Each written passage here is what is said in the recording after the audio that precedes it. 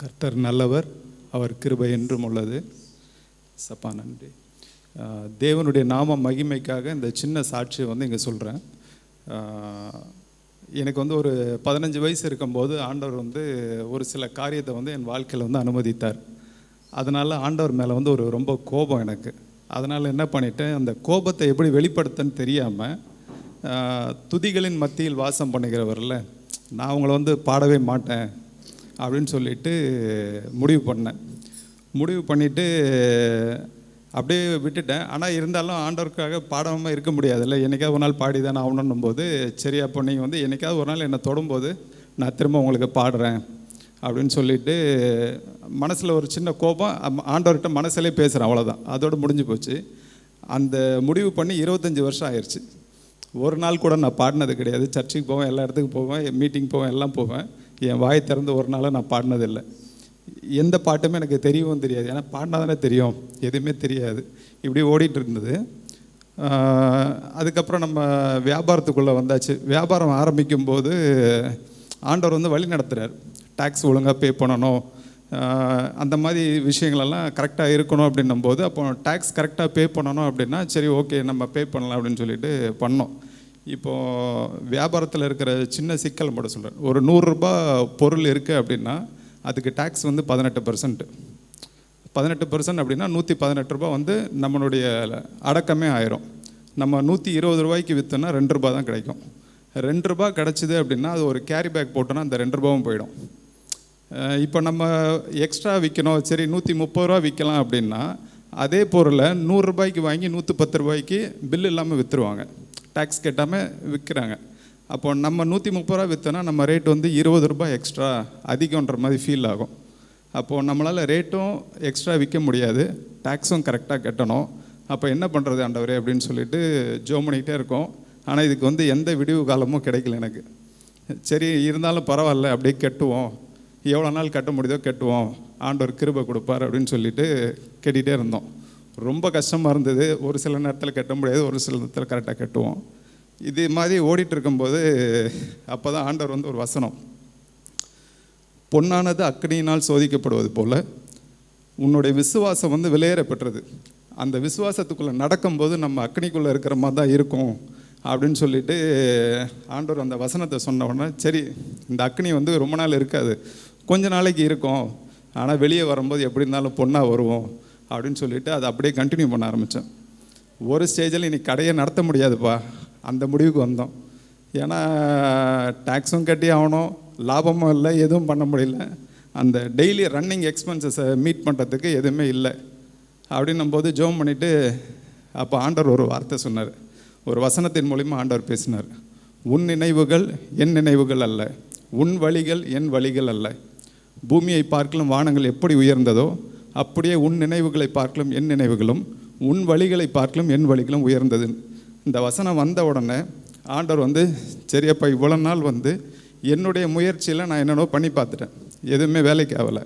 இப்போது உங்கள் வழி வானத்தளவுக்கு உயர்ந்த வழின்னு சொல்கிறீங்கல்ல, அப்போ என்னை அந்த வழியில் நடத்துங்க அப்படின்னு சொல்லிட்டு ஒப்பு கொடுத்த உடனே நம்ம எல்லாம் ஈஸியாக இருக்கும் அப்படின்னு நினச்சா அப்படியும் இல்லை.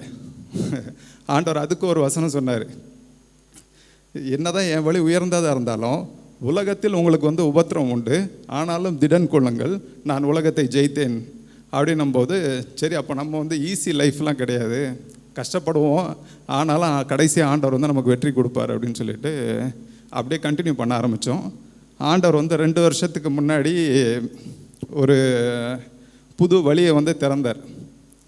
ஆன்லைனில் ஒரு வெப்சைட் ஒன்று ரெடி பண்ணி நம்ம கடையில் இருக்கிற பொருளே ஆன்லைனில் கொண்டு போனோம். நம்ம ஓன் வெப்சைட்டில் கொண்டு பண்ணும்போது ஆண்டவர் 35 கண்ட்ரிக்கு எக்ஸ்போர்ட் பண்ணுற வாய்ப்பை உருவாக்கி கொடுத்தார்.